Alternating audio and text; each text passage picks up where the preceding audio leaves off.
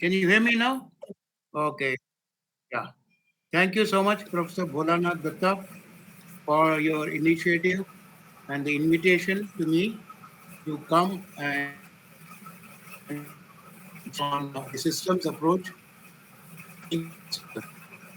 Before I get into this topic, I would like to set a few simple ground rules for this session.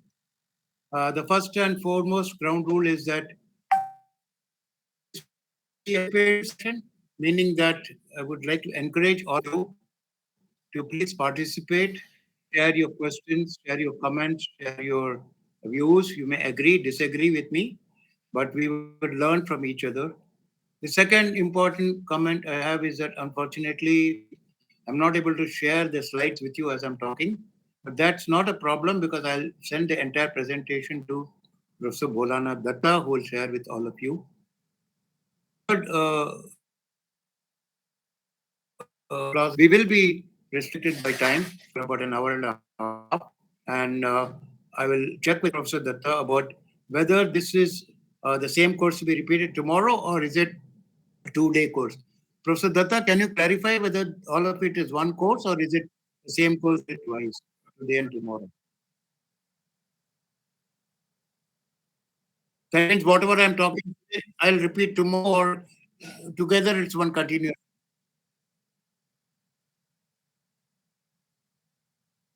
Time to talk about this very interesting concept called the systems approach. So the first half today, we'll really try to understand what is the systems approach. And in the next class tomorrow, we'll look at how it can be applied towards doing meaningful research. And it's especially useful for research development programs and faculty development programs. And I'm assuming that most of you, the participants, are from that background. If you permit me, Professor Datta, can I get a quick introduction of all the participants, their names, and just give me your names and whether you're a faculty or a research scholar, and what kind of a research topic you are looking at pursuing for your research.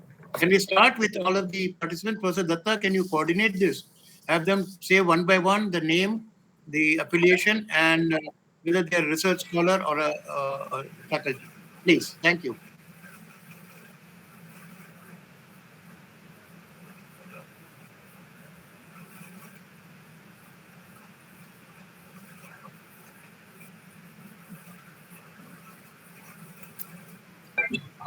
Good evening. Good evening. My name is Anup. Sorry, I'm not able to hear the voice. Anup, can you repeat yourself?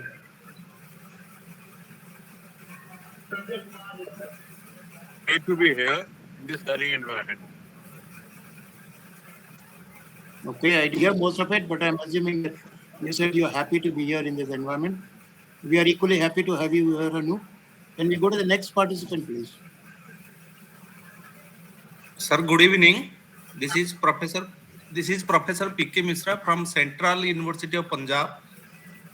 I'm in the Department of Economics here, and my research area is basically related to finance.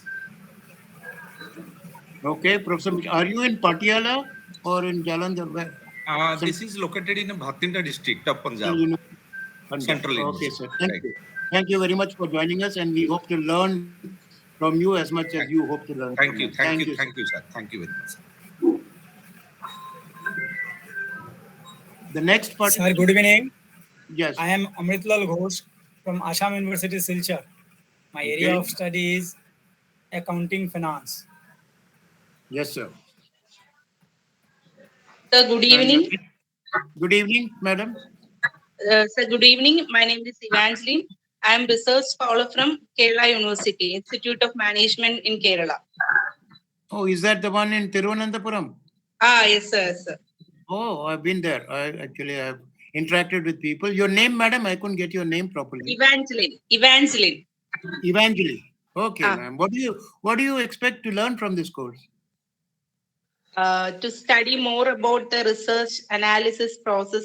Not research analysis. I want to study more about the literature review aspects. Okay. Yeah, we will come to that. We'll come to that hopefully today and tomorrow. Thank you, ma'am. The next participant, please. Good evening, sir. Good evening. Dr. Sanjay Bharti from Kanpur. Okay. I have total work experience across 28 years. Among Oh, them, I that's have worked in industry approx 19 years and rest 9 years in academic. okay. So right now I'm working as a freelancer for marketing and business consultant, also visiting professor in institute at Kanpur, also Which associate with MSME. Pardon, sir? which institute in Kanpur? Sorry. It was the Kanpur Institute of Technology. Oh, KIT. Huh? Yes, sir. And Is that right near now I'm the is that near the IIT campus? Sorry, I'm asking questions. Is it's a much far away from. It's the north and west, north and south oh area. You can understand. oh sorry. Okay. Um, I'm also associated with the MSME and CARD. CARD is the Center for Rural and Agriculture Department and Development Area, Mhm. where agriculture Okay. look for the agri business. So I consult Okay. and support the marketing in terms of new entrepreneurs. So I, Hmm. for this research paper and understanding, help me.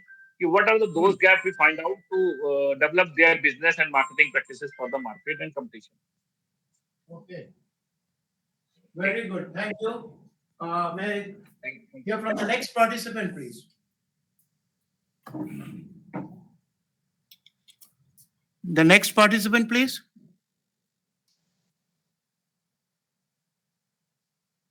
Hello. Yeah. Yeah. Oh, fine. Fine. So can I now start my discussion? I won't call it presentation. It will be more of a discussion. Again, I apologize that you are not seeing the screen that I have, the PowerPoint presentation, but I'll share this PowerPoint with you. Okay. Sir, So we'll start with a 1 minute silent prayer to Goddess Saraswati, so that we all get the right approach, the right energy, the right spirit to learn. Because my belief in life is that learning is the best thing we can do, and lifelong learning is what we want. So just observe a minute silence, pray to God Saraswati, Goddess Saraswati, that we all learn as we progress.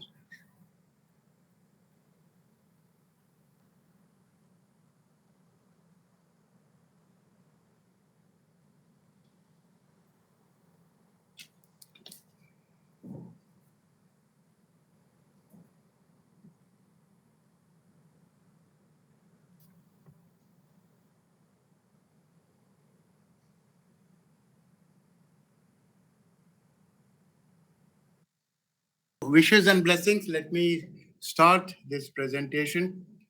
As Professor Datta mentioned, my name is Parameshwar Iyer. I've retired as a faculty from Indian Institute of Science 5 years back, but I've actually not retired from my academic life. As I always tell my students, you live as long as you learn, and you should learn as long as you live. So I continue to learn and I continue to live. This topic of systems approach is a very interesting, a very universal topic. It's been of interest to me for over 50 years now. Uh, since I commenced my own research program, uh, and I've been using it in different contexts. The first time I used it is for a problem of pest control in an agricultural context. The control of the cotton pink bollworm in the cotton fields of California. I did my PhD at the University of California. In 79, I got my PhD degree. I used it there. Subsequently, I've used it in various other applications, largely in the agricultural context because my background was in agricultural engineering. But I also used it more recently in many industrial contexts. I'll come and talk about those as I go along. To begin with, I think we'll make it interactive. So I'm going to pose questions and I'll be very happy if you participate and give your answers. So I'm going to start with the question, what is this thing that we call a system? What is a system? What do we understand by the word system? And I would like all of you to give your inputs, especially Professor Datta, who is a very experienced person. Please, thank you. A procedure wherein a laid down procedure with certain predefined ways of going about things. Okay, that's one way of looking at. Any other opinions? Any other suggestions? Any other comments? Sir, a system is a complete set of instruction which you Okay, implement at the time of doing something. This is a system. okay. Thus, when we put Yeah, I something, like the word complete is an important word. That we'll come to that. So something that is complete, all inclusive, is a system. Good. Anything else? Anybody else has any other description or definition?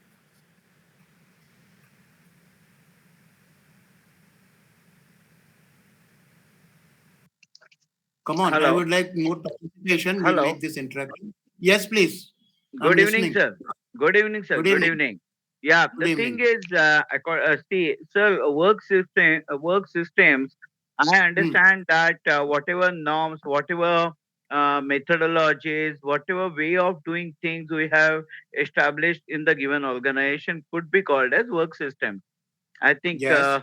that can be one of the things. Yes, and Sure. then Sure. oh, yeah, yeah. Thank you, sir. No, go ahead. Sorry, I didn't mean to interrupt. Complete your thinking, thought Yeah, yeah. process. You were saying So find something. yeah. Please, please. Yeah, social systems depend upon the need of the time and what we wish to achieve over a given period of time in the given Okay. organization. Like if it is Okay. a research thing I am planning, I need to know what area, when, what, who, how, everything. And for that, given system would be in place. Otherwise, we cannot Yes. function, right? Thank you, sir. Thank Excellent. you. Excellent. I think that's a very good uh, context and approach you have introduced. Thank you, Before sir. we start the research topic, we need Yeah. to ask these questions. I call Yes. them the five W's and one H. You can note Yes, them sir. down. Yes, sir. One W is what? What is it that we are trying to do? Yeah. The next W is why. Why are we doing this research? Is it to publish a paper, or is it to come up with some new innovation, or is it to come up with a new solution to a problem? Why? Why are we doing? The third W is when, right? When are we going to do it? Are we doing it now? Are we going to do it after 1 year, or we are never going to do it? The third W is by whom is it going to be done? Are we doing it ourselves? Are we deploying research students? Are we getting research contracted out to outside parties? Whoever, right? So what, why, when, who, okay? And the last question is where? Where are we going to do this? Are we doing it in the lab? Is it a computer simulation? Are we going to the field? Are we doing survey? All these questions need to be addressed at the beginning. And of course, the one H is the most important one. How are we going to do this research? So as we proceed, we will be addressing all these questions and hopefully we'll come to some understanding, a better understanding of how to use the systems approach to do good research. Okay. We still don't have a complete definition of system. I'll come to that. Professor Datta, you have any view on systems? You are an expert. Would you like to share with us your thoughts on what is a system?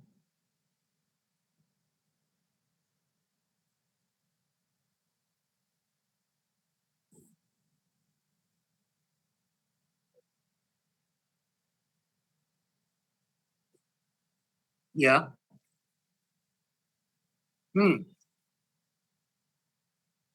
Yeah.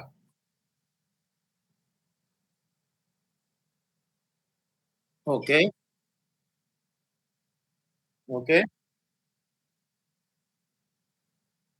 Yeah. Yes. Wonderful. I think you have really summed it up, very nicely. That system is something that has an input to it, a process in it, a function, and an output that comes of it. We'll come to this much more detail as we describe what is a general systems model. But let me again go back and throw some examples of you. Right? People say that there's a transport system. People say there is a communication system. We have something called an education system and so on, democratic system. So many. So, in a sense, the system is perhaps the most used and, in some sense, the most abused word in the English language. I remember when Mr. Chidambaram was the finance minister, and there was a big discussion in Parliament on the scam. Which scam was that? I forget now. There's so many scams. Uh, Harshad Mehta scam. Yeah. So when the Harshad Mehta scam, financial scam took place and Parliament was discussing, Mr. Chidambaram gave an explanation. I'm not a political man, so I'm neither BJP nor Congress. But as an academic, I'm saying that Mr. Chidambaram gave an explanation saying that this was a systemic failure. Actually, he didn't understand what he was saying, with all due apologies to him. What he meant to say was that this was a system failure. Now, what did he mean when he said there's a system failure? He meant that the financial system of the country could not detect or control or regulate this scam. What is the financial system? Can somebody say Sir, what sir, comprises the yeah, financial? Yeah, yeah. please. Sir, sorry to interrupt. Thing is, when we look at Telagi or Harshad Mehta kind of scams, Yeah. what comes to my mind is at some point or the other, people in place, people who are supposed to handle something, people who have authority, sir, Yeah, tell me. yeah, people who have authority to sanction, approve, and adopt something. Yeah. Somewhere in the downline, some mistakes definitely have happened. Okay. Not only one person is to blame. The entire people working in the given system, they must be Yeah. corrupt. That is why it can happen. Yeah. Otherwise, a simple notary fellow, you look at him, he gives an Yeah. affidavit in 5 minutes time, and he doesn't cross check. He doesn't cross check what Yeah. actually is the reason where the person is genuine or not. We believe that affidavit serves the purpose, right? But Yeah. who is going to back check? And that is what Yes. happened in the all the scams so far. That's what I feel, sir. Sure. Yeah, Okay, sir, sir, sir. let me give a different context. How many of you drive vehicles, cars? Yeah, yes, sir. I guess almost everybody knows to drive a car. No. How will you describe a car?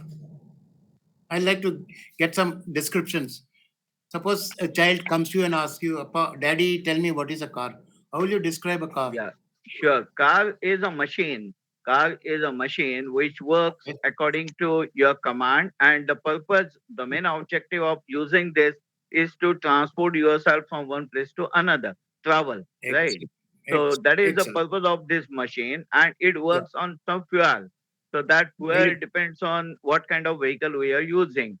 And that Yeah. can be the description, sir, according to me. Thank you. Sorry, I'm not seeing the person. So can you identify yourself? Can I know who just gave this response? Sir, this is Dr. Vijay Kalmalkar. I am talking from Jabalpur. I am in Jabalpur, Madhya Pradesh. I am working with Okay. Ganga College, a HOD of MBA, sir. Thank you. Thank you so much, Dr. Sorry, what was the name? I am Vijay Kalmalkar, Dr. Vijay Karmalkar. Kalmalkar. Karmalkar. Okay, you Yeah. must be Marathi. See, this is a very good example.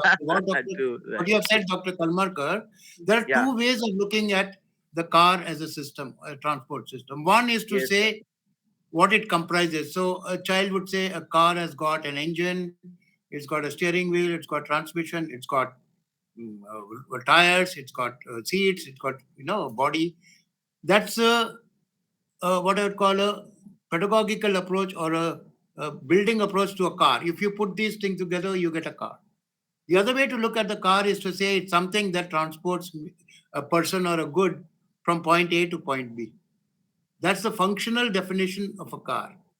What does the car do? The function of the car is not to sit in the garage, but it's to move something from point A to point B. Both these approaches are correct. So we can look at a system in terms of it's what people call the black box approach to a system. What's inside the box? You put all those things together, you can get a system. That's called the work breakdown approach, in project management. If you take a car, we can break it down into subsystems: the transport Yeah. system, the engine system, the steering system, the traction system, the seating system, inside the interiors. All these are systems. The other way to look at the car is to say it's something that transports, moves from point A to point B. Both are correct approaches. Now, when you Right. look at the car in the work breakdown structure, what are the subcomponents of the car? I just mentioned them. So you can look Yeah. at a system called a car and break it down into subsystems called engine. Engine. Yeah, Yeah. Engine, the components. which help you in steering, brakes, all Steering that put together is the engine plus and the the gears, body, is body. Before that, body, so the you do, gearbox. Yeah, yeah, you do it in a systematic order. So you yeah, first have the power chassis. generation. Yeah, yeah, Yeah, power you have the generation. Yes, engine, then you have the yeah, power transmission, yeah, right, through the gears. yeah. Then you have the traction through the wheels, Yes, and then you have the seating inside the car. sitting. Yes, If yes, you yes. put these things together, you get a car. So Yeah. each of these is called a subsystem. So the system called a car will have subsystems called what do you call propulsion subsystem, the engine, the transmission system, the gears, the steering subsystem, the seating subsystem, and so on, so on. Okay, tires, everything. So this is one way to look at a system in terms of its subsystems. Okay. The other way would be to say that is the car itself the total system? No, when I talk about transportation, is it enough that if I just build a car, would I have a transportation system? What more would be required? So more than in a super or a supra system sense, a larger system, what else will be required to make the car functional? Would we not need roads on which the car can move? Would we not need fuel, petrol, diesel, biogas, whatever, which the car will have to generate power? Would we not need the petrol pumps or all these stations where fuel is available? And so on, so on. So I can stretch this to include just about everything in the country and say all this together constitutes a transportation system. And in a larger Sir, may I please, add, you yeah, require skilled man also, skilled manpower also to maneuver it. Who exactly. will drive it? So skills Yes, are required. So in the yes. given system, people with necessary skills must be Hmm. employed and assigned with the definite tasks, Yes. given to them. That's what Hmm. I feel. Yeah. Right, sir. Excellent. So Yeah. we can talk about the manufacturing, automobile manufacturing system, right? You need Yeah. factories to make the cars, which people will drive. You need components for those factories. So it goes on and on. You can see that when you talk about the Ministry of Transport and Shipping in the country, Mr. Nitin Gadkari, friend of mine, right? He looks after the entire transportation system in the country. Road transport is only one part of it. We got water transport, shipping, right? We got air transport. Air, of course, is a separate ministry, but I'm saying in general, if you talk about transportation as a system, it's a huge system. Now, let me proceed because I can talk about examples. Now, let me get down to some basic definition, so on. So, in my opinion, a system is a set of parts or components which are coordinated to achieve or accomplish a set of goals or objectives. So there are three very important terms to keep in mind when you talk about a system. One is that every system has got some parts, okay, components. Very important to keep these components in mind. Second thing to keep in mind is that these components are not standalone components. They are not independent of each other. They interact. They are coordinated. I'll give you an example in a minute. And the third thing is that these components and these parts are there for the sake of achieving some goals or objectives. They are not there just to stand there. The car is not there just to stay in the garage. The car has the objective to transport goods and people from one place to the other. And I'll give you a very simple example, which is something that we all experience every day, but we never think about it. And that's the example of the human body. Our human body is the best example of a system. And honestly, it is probably the most complex system. I don't think Absolutely man right, can sir. make that. Absolutely right. Yeah. Man cannot make the human body, though these days genetic engineering is claiming that they can create a life in a laboratory. But still, somebody has to create the laboratory and somebody has to create the protocol and everything to create that life. Test tube babies cannot happen without the test tubes and the people who code and do the genetic coding and all that. So the human body, if you look at our human body, it's the best example of a system. And we can classify the human body in various ways. I'm not a doctor but I can say that there is a neural system, the brain, everything going with it. There is a respiratory system, our breathing and the generation of energy, calories through breathing. Then there is a cardiac system, the heart, which does the pumping of the blood, the various parts of the body. Then there's the digestive system, where we include the food that we put in. How does it get digested? How does it get excreted? Then there is a motive, or what I will call the motive or the motivational system, or not motivational. What I mean to say is the system which moves us from one part to the other. I'm not getting the right word. Does anybody know what we would call that? Mobility. Mobility system, right? Our limbs, our legs, our feet, our knees, which enable us to walk. Mobility. Okay? And so on. I can go on and on. So this body, human body as a system, has got several parts. All these subsystems are parts, but they don't function by themselves. If I take out the brain from the body, it's dead. If I take out the heart, the body is dead. If I take out the stomach, it won't do anything. So these are all coordinated.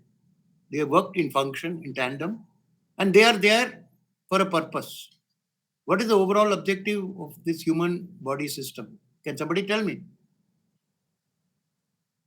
To keep the body energized and to keep moving towards, I mean, as such, as a human, you need to survive, you need to look after yourself as a basic, I'm telling, sir.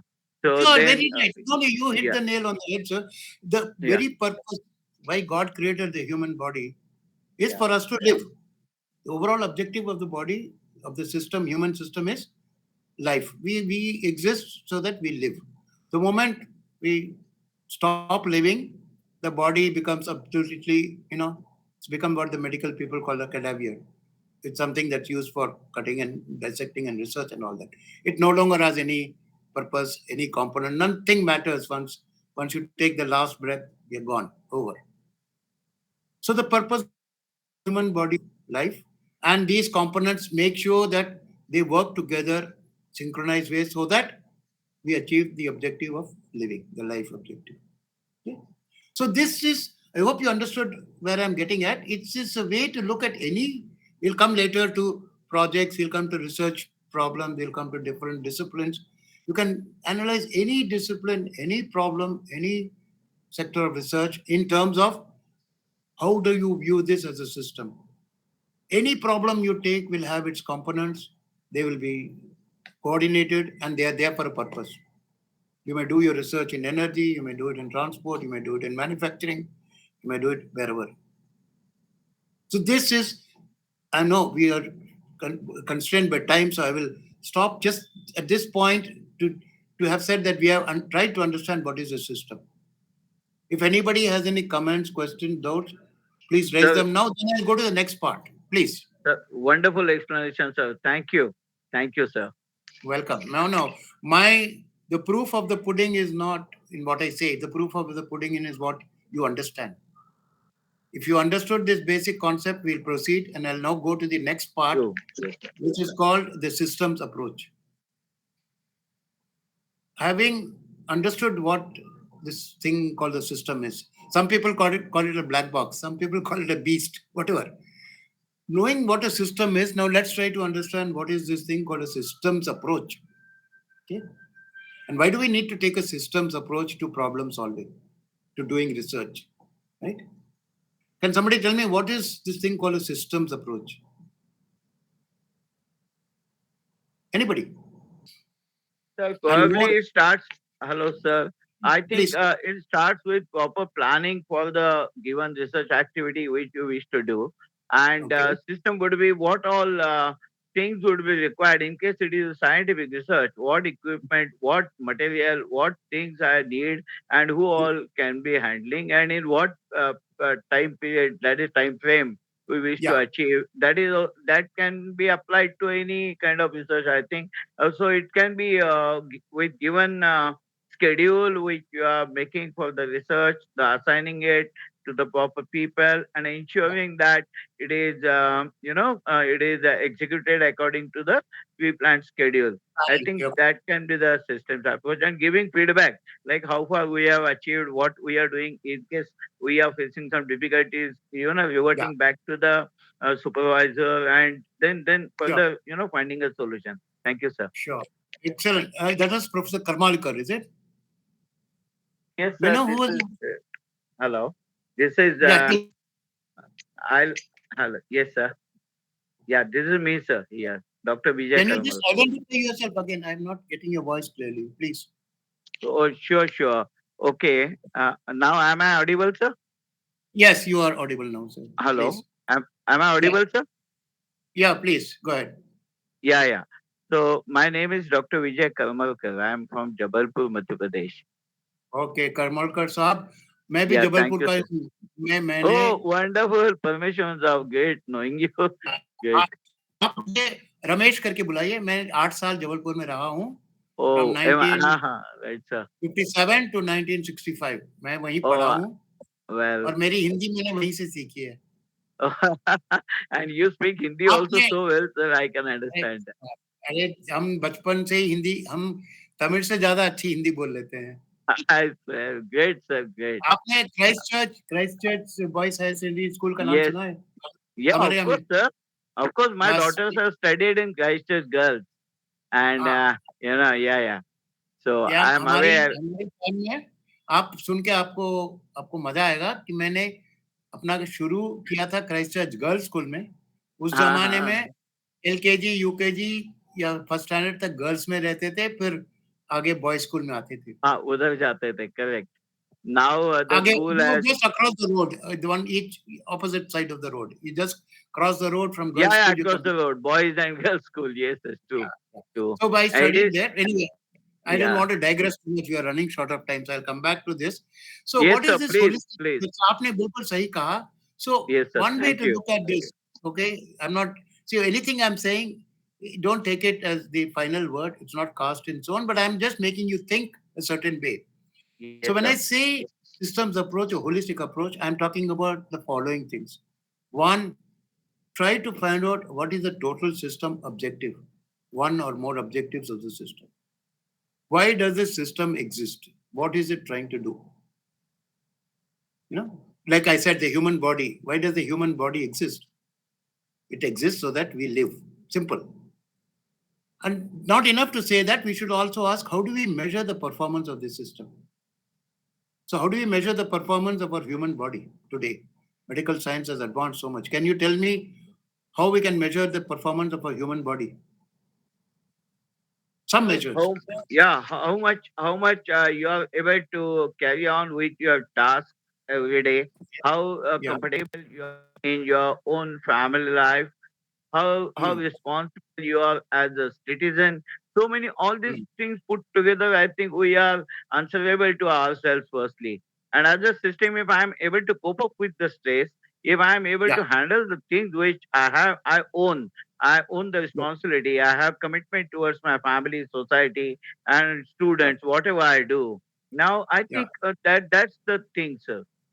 Yeah, good. So I'm not discouraging you, Dr. Karmalkar, but I would also like to have inputs, opinions from some of the other participants. I don't know how many are there, Professor Datta. Do we have about? Doctor Sahab, I always wait for others to come, but they're not responding. Anyway, now Agreed, everybody agreed. I should also discuss. do that. Yeah, yeah. No, I'm not stopping you, please. But in case somebody else wants to give an input, unfortunately, I have the screen only on my PowerPoint. I'm not able to look at the screen of the meet where I can see the faces. But if anybody else wants to say something, please come up and talk now. It's a good platform to interact and be participative. Anyone? Professor Datta? Anybody else? Two other professors are there. Students, please.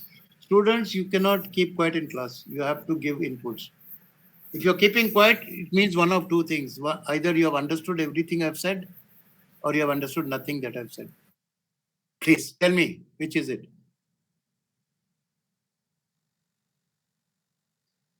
Are the students there, or am I talking into vacuum? Sir, we are getting each and everything about the system. System is set of different activities to achieve a common goal with Yes, coordination and proper control. good. Anybody else? I heard a lady's voice there. Can we hear from you, madam?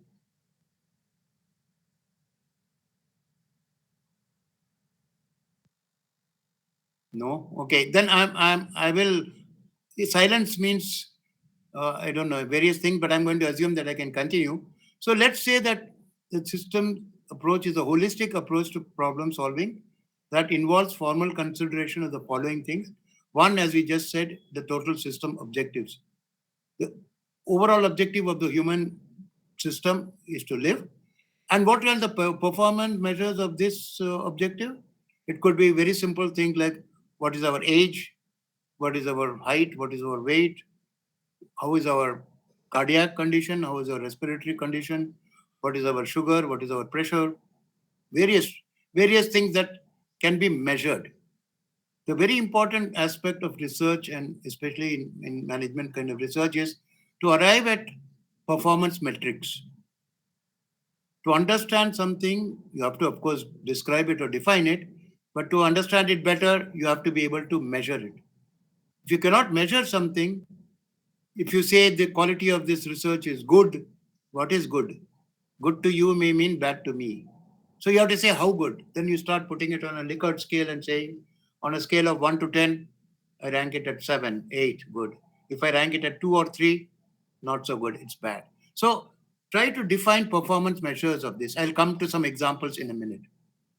The second important uh, consideration in in the systems approach is to worry about what is the environment, what is the system environment. Okay. Now again, I'm opening the floor. Can anybody describe to me what we understand by the term environment? Please.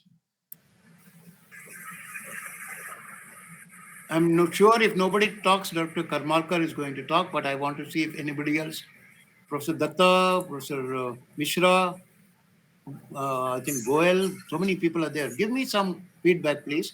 What do you understand by environment? Sir, actually, environment Hmm. is the situation where Yeah. the activity is carried out. Okay. In environment also consists of many factors.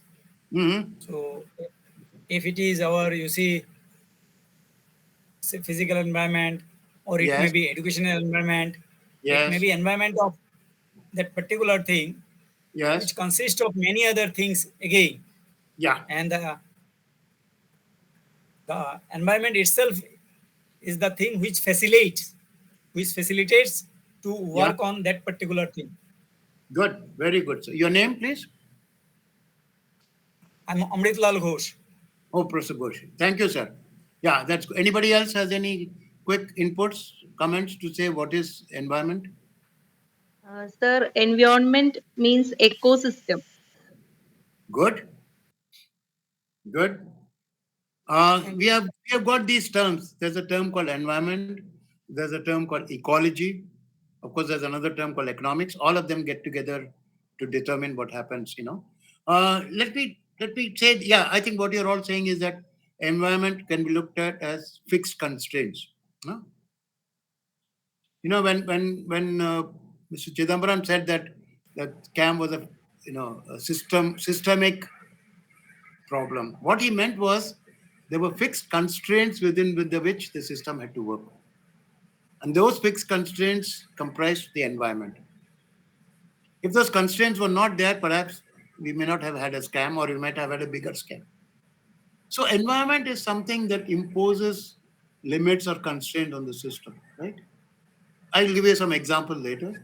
But let me just extend this thinking to ask you, what two questions can I ask to determine whether something constitutes the environment or it constitutes the system? So you just think of everything in the world as either a part of the system, your research problem system that you're working on, or everything outside of this research problem system, which is the environment. What two questions should we ask to find out whether a particular parameter, a particular item, a particular construct is a part of the system or a part of the environment? Can any of you tell me what these two questions can be? Sir, yes, sir. Sir, Yeah, number one which comes to my mind yeah, is what kind of internal environment I am having in the given place, in the given organization. And number okay, two would be I will consider what are the external constraints, limitations, or barriers, or restrictions, permissions, whatever related yeah, to the given research. How far they are restricting me or permitting me. good. How conducive is the environment for the Hmm. given project, given research, whatever I am undertaking. That's what I feel, Excellent. sir. Thank Excellent. you. Dr. Karmaka, those are good thoughts. Those are very good thoughts. Thank you, I'll sir. try Thank to you. put them into Yeah. more Yes, sir. formal Sir, framework please. now, but good thoughts. Yeah, Please, sir. anybody else? What questions would you like to ask to determine whether something is the system or the environment? Sir, actually, when we are speaking of system, Hmm. so we have a goal to achieve. Yes, The system must deliver something for which the system is built for. But exactly. when we are telling, say, environment, so Yeah, environment is the given condition yes, under yes, which the system has to work. right. Okay, good. Your name, sir? I'm Amit Lal Ghosh. Oh, okay, Professor Ghosh again. Okay. Anybody else? We Under seem to be system, getting good inputs from Dr. Karmakar and Dr. Ghosh. Any other people, please? And of course, a couple of research scholars have uh, given their inputs. Anybody else, please? under system one should have to be accountable for that particular worker problem. Why it Yeah. has been risen up. So Okay. accountability is also there. Yeah. Small request, all of you, when you give your inputs, since I'm not seeing your faces, just tell your name and then give your comment so I'll know who I'm getting the inputs from. Uh, Okay. it Yeah. was Dr. Please, Sanjay Bhakti from Kanpur. Professor Bhatt. Okay. Okay. Now let me tell you what the two questions I have in my mind. If anything is given to me, and if I'm asked to find out whether it's the environment or the system, or specifically if it's the environment, our first question I'll ask is, does it affect me? Do I have to worry about it in the context of my research problem? There are millions of things outside of my research problem, okay? Or outside when I look at, let's say, the Indian Institute of Science as a system, it's a very complex system, internally, externally. So I'll ask myself when I want to look at the environment or the system, I'll ask, is this something that affects my system? Okay. For instance, if it is the higher education system in the country, if it is the plus two system in the country, if it is the existence of other universities, they're all part of the environment because they give the input. They give me the research students and they give me the faculty who come to the institute. So if that affects my system, yes, then I have to worry about it as a part of the environment. But if it doesn't affect my system, for instance, if it's something like, I don't know, the temperature in the North Pole, that's environment. It's outside of my institute. But it has nothing to do, far as I can make out, it has nothing to do with what work goes on in the Indian Institute of Science. So I will ignore it. I will ignore so many things outside the boundary of the institute as a system. All of that is environment. Maybe just 4 or 5 of them will be of relevance or of interest to me because they affect me when I'm in the Institute of Science. That's one question. The second question I have to ask is, even out of all these things that affect me, the second question I have to ask is, can I do something about it? Okay. Let's say the state of plus two education in Odisha or West Bengal or Punjab or Rajasthan or Tamil Nadu affects the input to the Indian Institute of Science. But if I ask the second question, can I do something about it? Probably not. I'll have very little say in deciding how plus two education is conducted in Odisha or Punjab or Rajasthan or Tamil Nadu or wherever. So I will ignore things which do not affect me and I'll ignore things about which I can do nothing. If I can do nothing about it, forget it. I've got enough problems on hand. I will not consider them. And if they don't affect me, I'm not bothered about them. So you ask the two questions. Does it affect my system? If the answer is yes, it's a part of the environment. Second thing you have to ask is, can I do something about it? Yes, it's a part of the environment. No, it's outside the environment. So once you ask these two questions, mentally in a very, I'll say, abstract kind of way, but in a very useful way, you'll have defined what's the environment to your system. So when you take up a research problem or a research project, right, there are hundreds of things you have to consider. You have to do. We'll talk about it in the next. We have to do a review of literature. We have to formulate the problem. Then we have to make research construct. We have to have instruments to collect data. We have to do analysis, come up with some results, conclusions, so on. So whole lot of things. In a sense, everything outside of your research lab or your institute is a part of the environment. But you cannot be worried about all that. If you start looking at all that, you'll never get your research problem. So all you'll say is this something that affects me? So when I look at the literature, I won't look at all the literature under the sun. I will look at the specific literature.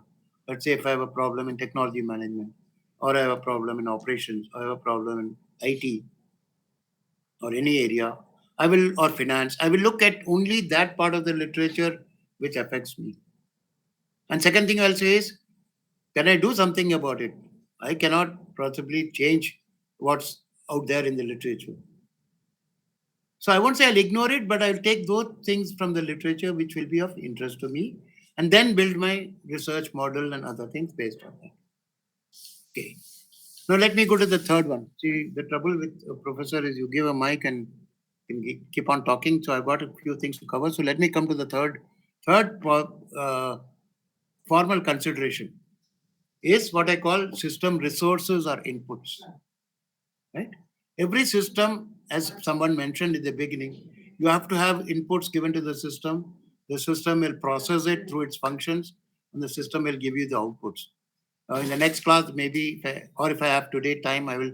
You can create a black box approach to a system where you put a box, put a function f inside the box. You put an arrow to show the inputs to the system. I'll call them x as a function of time. So x in brackets t. The function of the system or the process is a function of t. And the outputs of the system, I'll call them y as a function of t. So a simple black box approach to look at a system is the output of the system y of t is a function f of t of the inputs to the system. So you can write it in a very conceptual abstract mathematical form as y of t is equal to f of t in brackets x of t. What you get out of the system depends on what you put into the system and the way the system processes. But all this happens in the context of an environment, which I put as another box. I'll get this diagram in the next class. I don't have it immediately, or I'll try to get it later once I get this slide out. So you put the environment as a box outside and say that environmental parameters E as a function of T exist there. They have two-way relationship with the system. They affect the inputs to the system, right? So for instance, I talk about the education system. The function of Indian Institute of Science and Education system depends on how the academic environment in the country is. What kind of students I can get into the institute, what kind of faculty I can get into the institute, and so on. So the environment gives inputs to the system. At the same time, the environment is also affected by the outputs of the system, in the sense that the graduates from the Indians of Science will contribute towards the education system of the country. They become teachers, industry workers, whatever. And also the academic output of the institute in terms of the papers, patents, etc., will contribute to the knowledge base of the country, the publications, the patents, etc. So this is a very useful way of looking at the system having inputs to it, having a process function, converting to outputs. Okay. Any comments, suggestions? I know I've spoken at a length on this, but if there are inputs or any comments on this, I'll be happy to listen to them. So, very nice elaboration on systems approach. Thank you, sir. It was really nice. Thank you. No, don't just praise me. I want critical inputs. I'll be more happy with criticism than with praise. Please. Is there something you didn't understand in this? Anybody? Raise your doubts now. No, sir. More or less, things have been pretty, explained in a very nice manner. So we understood. I think At least for me, I can say that very No, well. Thank you. thank you, thank you, thank you. I'll give you the black box functional general systems model in a minute. I have to go to another slide, but I Yes, have a sir. couple of Yes, sir. points to cover here before I go to that. Any Yes, other sir. comments, questions, suggestions? Professor Datta, how many participants do we have now, as of now, as I'm talking?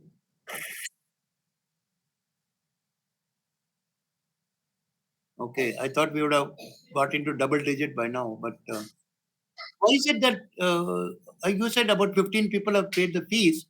uh, 14, plus you and me and couple of other professors, we have been over 15 by now. Right? Yes. Okay. Fine. Okay. I will not fight the system. I'll accept the system as it's given to me in a lighter way. Okay. Now let me get to the description of system components. I mentioned, and we all agreed in the beginning that we have a system that's got subsystems. It can be broken down to subsystems, components, subcomponents, so on. So this is what is called a work breakdown structure. Right? Any complex system you can think recent ISRO, right? Launch vehicle, the mission we launched to the moon, the lunar mission. It's a very complex system, right? NASA does various satellite programs, various space programs. Each space program is a very complex system. But to make it simple, we try to break it down into smaller components. Okay? So every system can be broken down into simpler components. And for each component, we will have the same approach that we had for the system. So I will ask, what are the activities, measures of performance of the component? What are its goals? How do I measure its performance? What are the constraints within the components? So on. So it is a hierarchical breakdown structure from a complex system to simpler and simpler components. And if you want to theoretically do it, you can analyze any material system, any man-made system, any physical system, right down to the atomic level, right to the electrons or even sub-electrons. But we don't do that. Right? It will be too huge exercise, and we'll really gain nothing from it. So we'll break it down into some meaningful components at 2, 3 levels of breakdown, and try to understand the activities, the goals, and the performance of each of these components. If you have done that, then the last part to talk about in the systems approach is what I call the system management. Having got, let's say, 10 major components in a energy system research problem. Okay. Now I have to ask the question, how do these components interact with each other? And believe me, they interact with each other. If some component doesn't interact with anything else in the system, please throw that component out. It doesn't belong in the system. Then it becomes environment or extraneous to the system. So how do these components interact? And that is where the real crux of the challenge comes in. All kinds of systems development methodologies, all kinds of research problems. As fact, many of the management gurus have said that all problems in organizations occur at the interfaces. I've worked with many corporates. I've looked at a lot of corporate R&D and so on. Each department is very good in its own activities. It's functional excellent. But the moment you have to interface from one department to the next one, boom, all your problems occur at these interfaces. Pure research is done very well, papers are published. But the moment you ask the scientist, how do you apply this research? You have a problem. Okay, if you've done applied research well, and you ask the scientist, how do I make a model out of this, or how do I make a prototype? Again, problem. You make a prototype and then you take it to manufacturing, and the operation manufacturing people ask, how do I regularize, how do I start mass production of this component or this system? Again, problem. You made it and then you take it to the marketing person, they'll say, how am I going to market this? So you see that even in a linear chain of a manufacturing system, problems occur at all these interfaces. The moment you go from one department to the other, or one function to the other, problems occur at the interface. So how do you manage these problems? How do you manage these interactions? That's what system management is all about. That's what is the crux of the systems approach. How do we handle these interactions? Okay. I have this diagram here. I will try to let me just come out of this for a minute and show you Of course, I cannot show it to you because I don't think I can share the screen. 1 minute.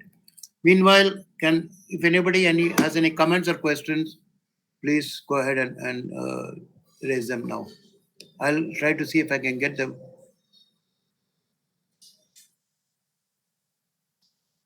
Professor Datta, you want to give any comments, anything? Just give me a minute while I'm getting stuff from my.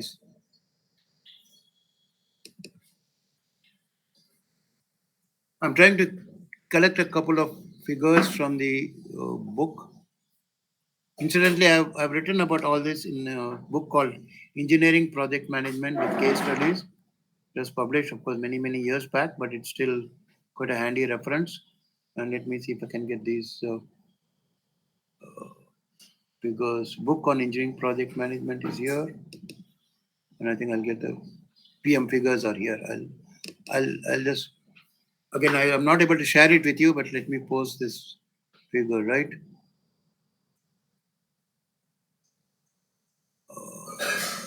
Yeah.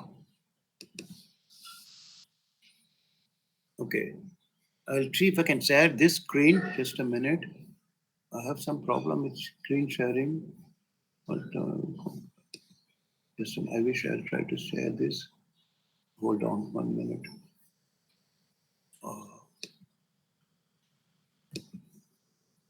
Allow.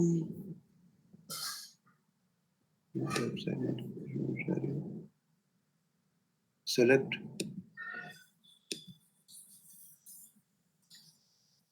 Here it is. I think I can share this photo. Allow. Praying to God that. Can you see this picture, all of you? Yeah, it is visible, sir. Thank Yeah. you. Good. Yeah. This is called figure. I called it from my book. It's figure 2.2, General Yeah. Systems Model. Okay. And Yes. this is precisely putting together everything that I've been talking about till now. Okay. So in the middle, you see this. I don't know if I can show it my pen or something. You see this part in the middle? That's the system. F is a black box. I put it in a rectangular box. To the left of it, you'll see an arrow which says inputs, X of T. Okay. And to the right of it, you'll see an arrow going out which says outputs, Y of T. That's basically what somebody mentioned earlier.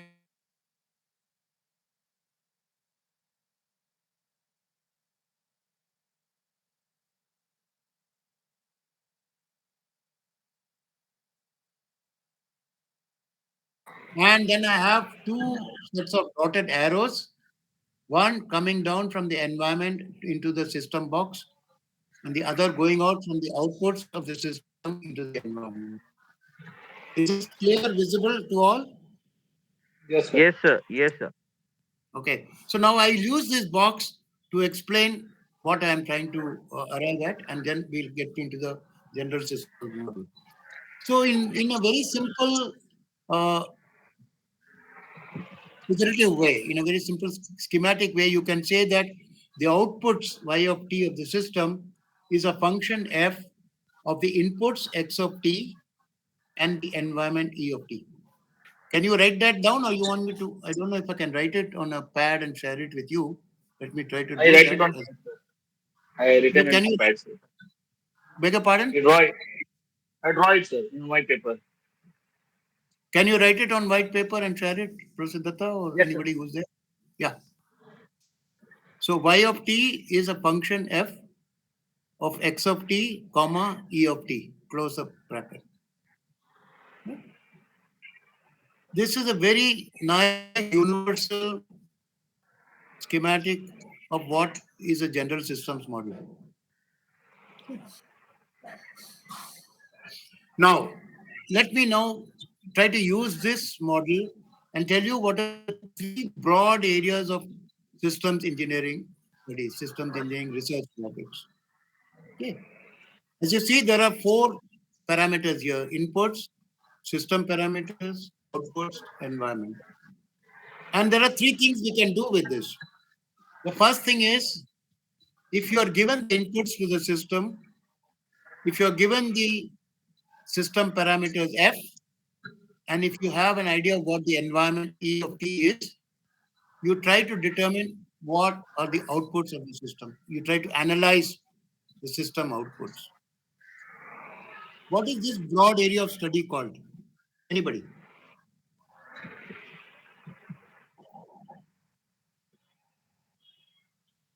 Any suggestions? Given the inputs, the system parameters, and the environment, we try to determine the output. What area of system study is this? So is it operations management? Exactly. Good.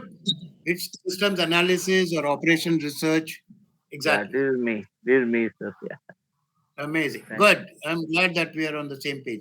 So we analyze the outputs. We analyze the outputs in terms of, what we do, optimization of the outputs, linear programming, transportation problems, all kinds of uh, operation research, system engineering problems are basically analysis of our outputs for a given set of inputs, given parameters, and the environment in which we work. Very good. Second set of problems. I'm speeding up a little bit because I need to finish this before our time, 8:30. The second set of problems will be in terms of uh, suppose I'm given the outputs, okay, and I'm also given the inputs. I want to figure out what goes inside the black box. F environment is also given. What would you call this area of work or study or research? Given inputs, given outputs, given environment, to decode or to, as I say, open up the box and figure out what's inside the system box. What area of study, what would you call this area of study as? Anybody?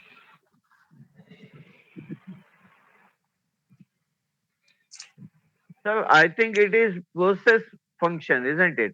In a given system, you are giving input, you are putting Yeah, into some process, and that yeah, process has to be ensured that it gives output on time. Like it's a queue. So in a yeah. queue, in a line, it will happen, and it Hmm. can be multifaceted lines also. Depends.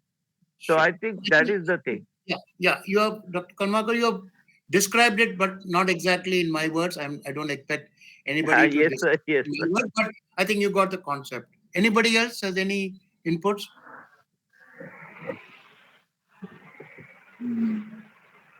Figuring out what's inside that black box system. No, we have already done the analysis in terms of the outputs of the system. It is functional, but it's not analysis. There's a different word for that. Something to do with how you create the process. A mechanical engineer should know. There's a term called machine dash. You have done it in your coursework. Does the word design make sense? Yeah, If very right, sir. if Design, I call it design. system design, okay, what am I doing? I am saying I am now going to synthesize, I'm going to conceptualize, I'm going to put the architecture, and I'm going to make up what this thing is that I'm calling a system. F.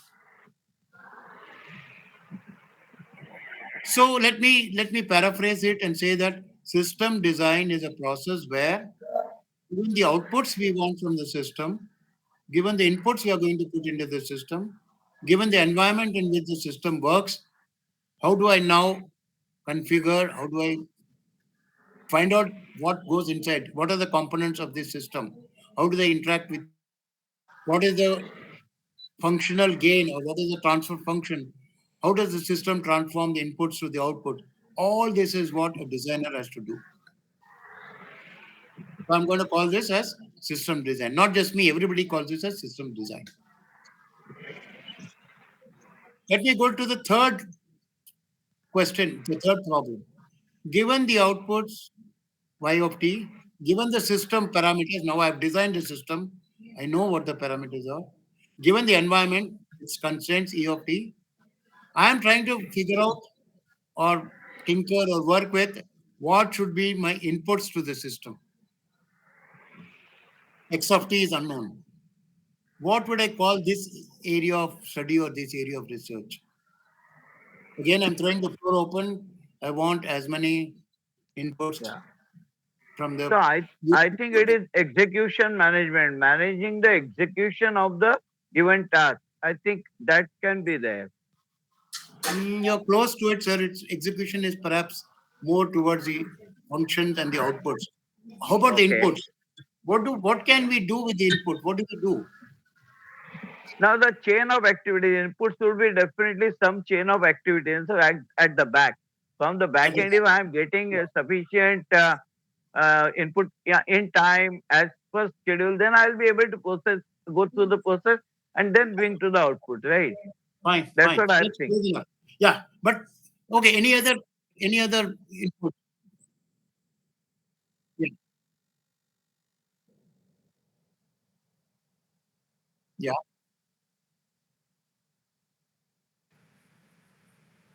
Good. Sir, we have already used the word analysis for the outputs. When I try to figure out the outputs, I'm doing a systems analysis, operation, research, all that stuff. Any other word that comes to mind? How many people are there from electrical engineering background or electronics background? No, I don't know. Two, three, four at least. So in electrical engineering, sorry, I'm sorry, I have not kept my computer at the right angle. I think you can see me better. Sorry. There is something called system control, systems control theory in electrical electronics. Yes or no? I mean, I need to get some response. Has anybody heard of the term called systems control? Yes, sir. Sir, the system control precisely means that what kind of control mechanism we have to ensure that the Yes, system follows in place and executes the given task. That's what I feel, sir. Right. exactly. So let me give you a simple mechanical example. Okay, when I'm driving a car, okay, and I want to, let's say I'm in, not in India. In India, this may not be a good example, but let's say I'm in a Western country or in Singapore or wherever, a lane system is there. Okay, and I have to make sure that my car stays in the lane. I cannot simply keep weaving in and out as I would do in Mumbai or Bangalore or Chennai or wherever, right? How do I ensure that the car stays in the lane? What is the control that I have in my hand? So Anybody who of has course driven? I have the steering, I have the accelerator, braking, everything I have, so I can easily maneuver in the given lane. No. The Yes. direction. So the steering wheel is my input control system to True. ensure that the car stays in lane. Yes. And of course, the steering wheel doesn't do anything by itself. It is connected to a complex set of mechanisms, and Yes. ultimately it goes to the wheels through various tie rods and all kind of thing. And the wheel will respond to whatever input I give to the system through the steering wheel. Yeah. So my manual inputs on the steering wheel, when I turn the steering wheel left or right, will go through this complicated linkages, okay, mechanisms, and give me an output which will ensure that the wheels stay in the lane where the car is supposed to be. So the steering wheel constitutes the inputs to this guidance system. The mechanisms are part of the guidance system, the processes, and the output is to ensure that the system is staying where it's used in different contexts. I gave a very simple example of a car. It can be used in very complex space missions, right?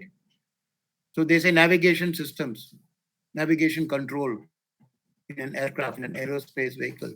Very complicated, but it based on the inputs that go from the ground command system here. If it is unmanned, if it is manned, the astronauts who sit in the spacecraft will have the inputs to guide it the way it's supposed to go. Okay. So what's on? So again, I'm little short of time, so I'm going to try. So what we have found is a general systems model. We can have three areas of studies.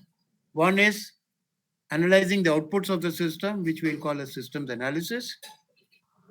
The second is figuring out the black box, the system function F. which I'll call as system design. And the third is wanting the outputs, knowing the system parameters.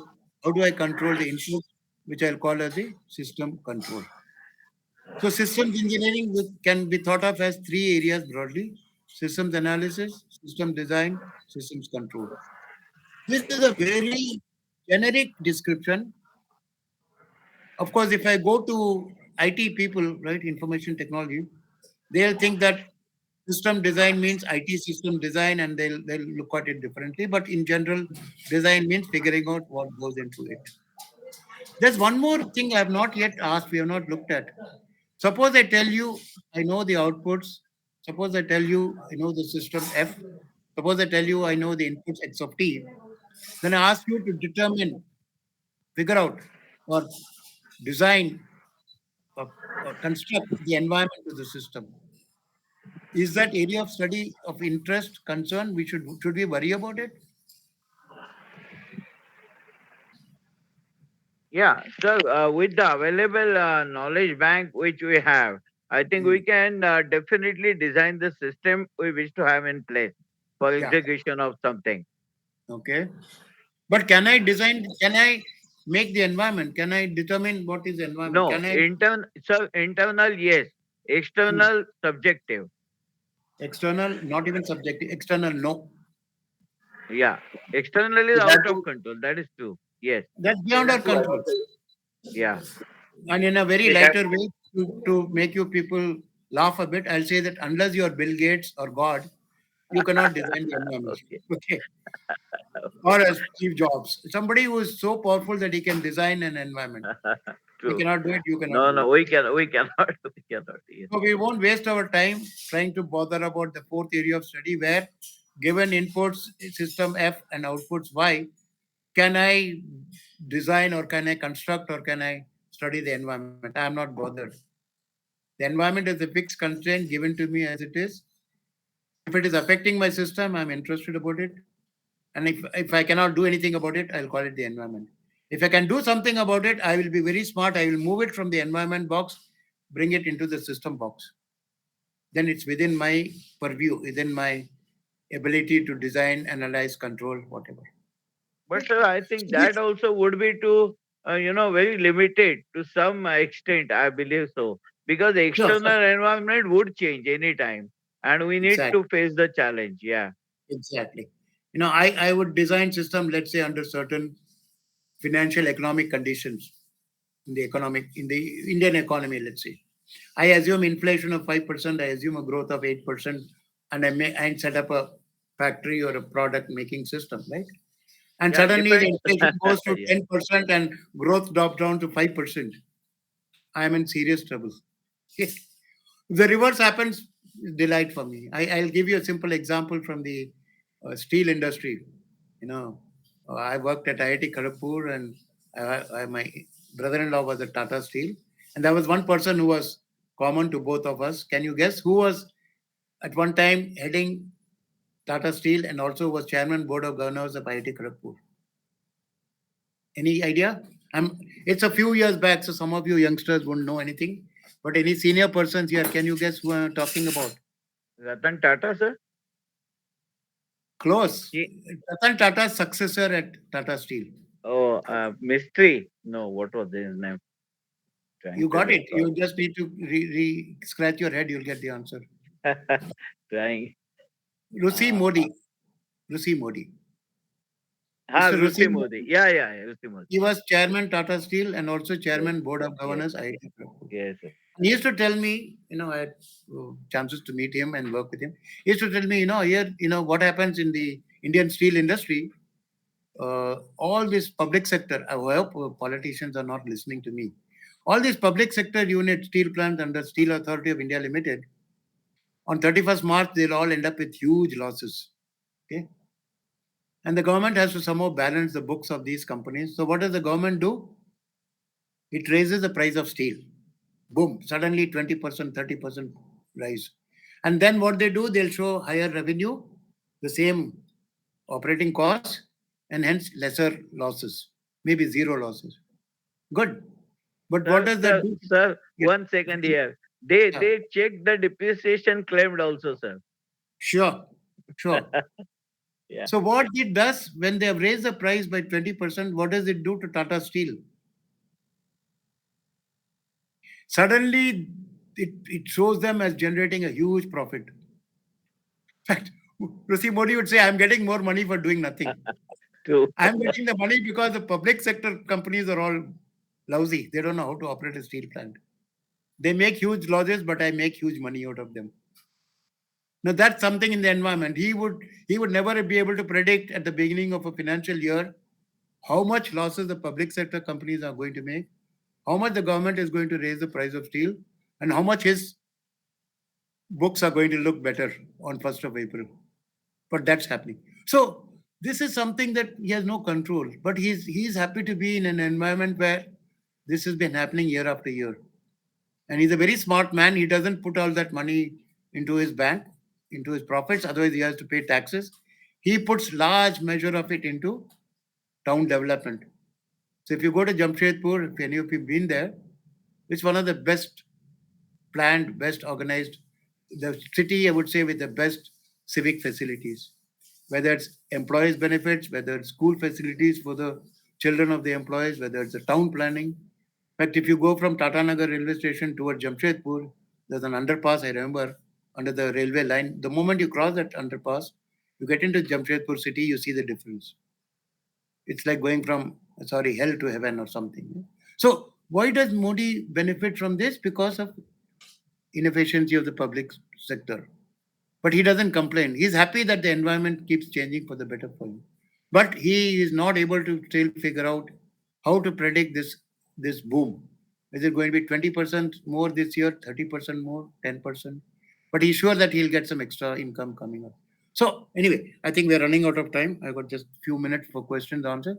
So we'll stop at this stage, but just keep in mind that what we have tried to do so far is try to analyze, or first of all, understand what we mean by system as a set of components interacting to achieve a given set of goals.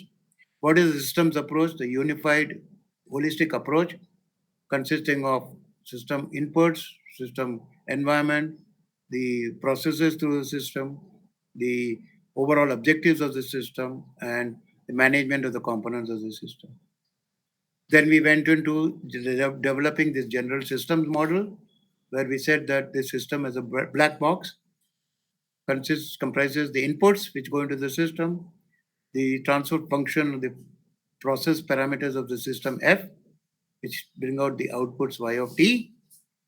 All this happens in the context of the environment, which is outside the system, which influences the system, is also influenced by the system. And finally, we said with this general system model, we can look at studies which are in the area of systems analysis, where given the inputs, system parameters, and environment, we analyze the outputs. Or second area would be the system design, where given the inputs, we put in the outputs we want, and the environment, we figure out what the system parameters are. Or the third area, systems control, where given the system parameters F, the outputs Y, and the environment E, we try to tinker with or play around with the inputs to the system. The fourth area, which was about analyzing or determining the environment, is really not of much concern because the environment is a given constraint. We really cannot do much about it unless, as I said, we are Bill Gates or God. So this, I think, will be the first part of the presentation to tell what is generally meant by the systems approach. When we come back tomorrow, I will now start from here and take it and apply it in the context of how to use these concepts in looking at research problems, because ultimately all of us are in the field of research. How do we become better researchers? How do we better formulate our research problem? How do we do better literature of review? How do we do better model construction? Once you do a review of literature, you need to frame your research problem in terms of some model. It could be a mathematical model, it could be a descriptive model, it could be any kind of a model. How do you make the model? Then how do you find out what parameters you need to go measure? You do all that. So we'll talk about all this in the next class. We've got exactly 3-4 minutes now for questions, answers. The floor is open to questions, answers, comments, suggestions. Thank you. Thank you very much.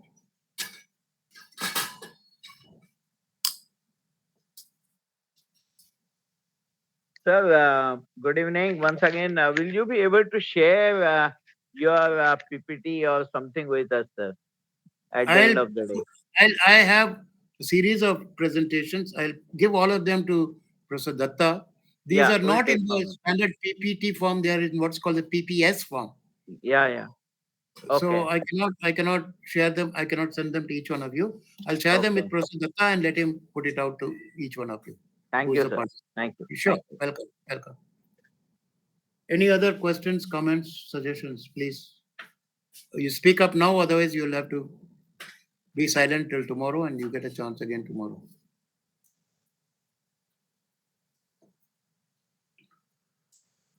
Thank you, Professor Datta. Thank you, sir. Parameshwar, sir. Thank you. Thanks a lot. Thank you very much. Okay. Good night, Okay. sir. Good night.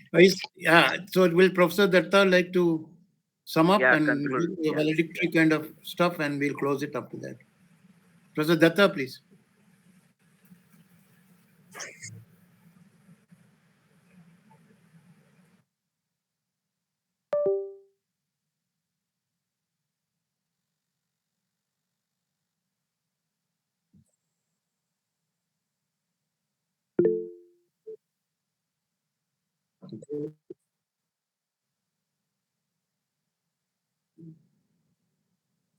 Yeah. Yeah. Yeah.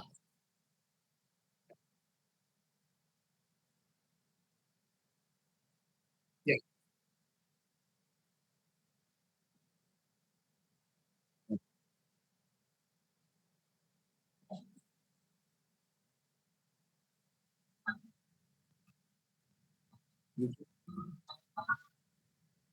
Mhm.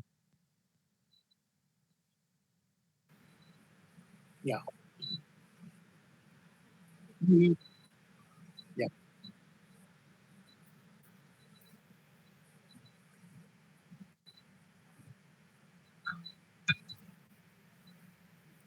Yes. Yes. Thank you. Yes, sir.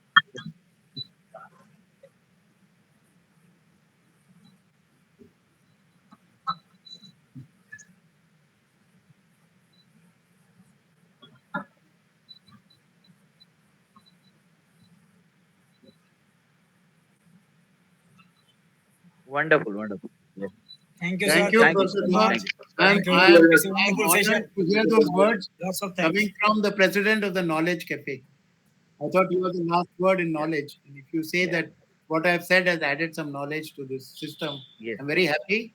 I feel honored. I'm Wonderful. very grateful. Wonderful. And I look forward to seeing all of you tomorrow. Hopefully, we'll Yes. see more people and not less people. Yeah. Thank you. Definitely. Thank Thank you, you. sir. Thank you. Lots of Good Bye. night. thanks. Good night. Lots Good of night. thanks. Bye. Good Bye. night. Good night. Good night. Good night, Datta sahab. Good night.